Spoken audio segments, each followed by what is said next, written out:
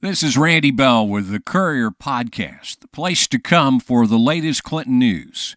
Drivers in Clinton will have to get used to a new way of navigating US 80 once the Mississippi Department of Transportation completes a redesign of the highway to limit left turns from Clinton Raymond Road to Shaw Road.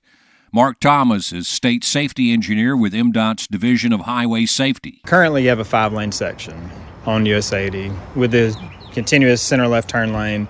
When you convert that to a boulevard, you take portions of that to a left turn lane and put in a concrete median island or a raised island with sometimes their landscaping is put in it. But the goal is to try to improve access management on that corridor. It means that drivers on the 2.8-mile stretch of 80 would be able to turn left only at signalized intersections or certain median openings, which MDOT says were chosen based on traffic counts, design standards, and additional factors.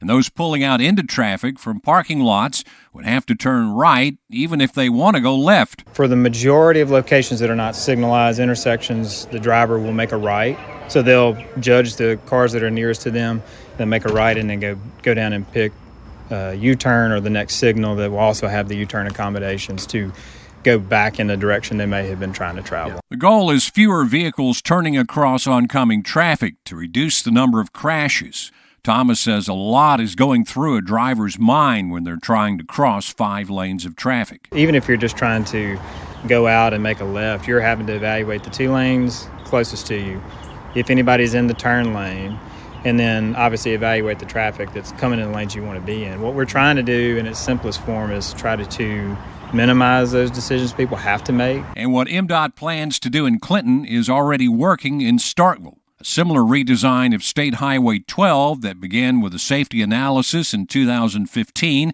has paid off in an incredibly beneficial way, according to Starkville Mayor Lynn Spruill. She admits there was some initial pushback from businesses concerned that the traffic restrictions might be a burden on their customers. Spruill says the impact on safety is undeniable. She says their traffic accidents have decreased significantly, approximately 30%, and she says those stats alone make it a positive change. And she says irrigating the median allowed for landscaping to be installed so that stretch of highway could be beautified. And that's the look that Clinton Mayor Phil Fisher wants along Highway 80. We don't want to have the concrete in the middle. We want to go with a more parkway look.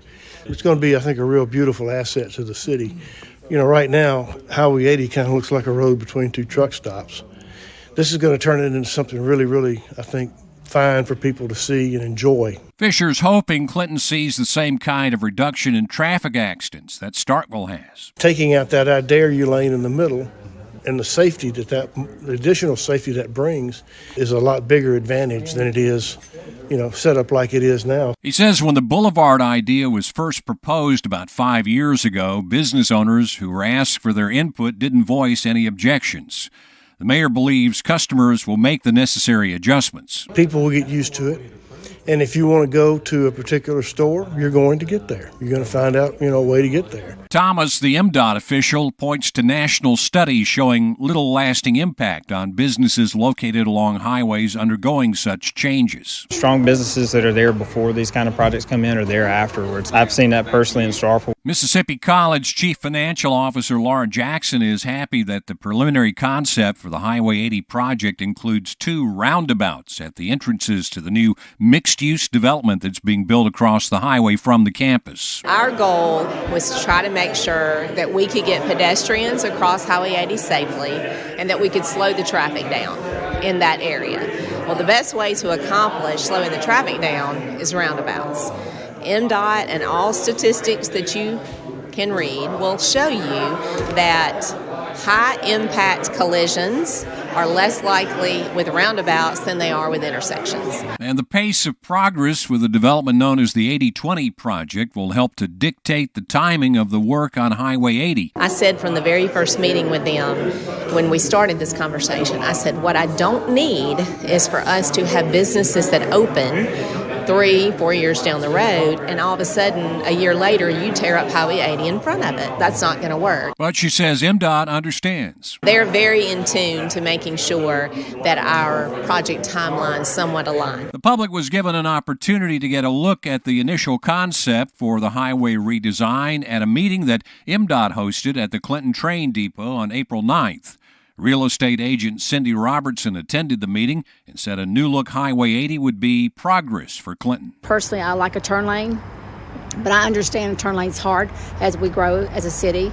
I love the fact that we would put the green in and plant shrubbery, and it would give the city a nicer look. Jeff Altman, an engineer manager for Neil Schaefer, which is designing the project, says it's currently in Phase A. Really what you're doing is just trying to get the overall scope of the project and doing public meetings and getting that input so that then when we move into the next phase, which is Phase B, that would be the actual design of the contract. And they hope to be at that point this summer. Our schedule would take us through probably the end of the year, maybe the very first of 25, finishing us up, and then be up to MDOT then. I'm Randy Bell.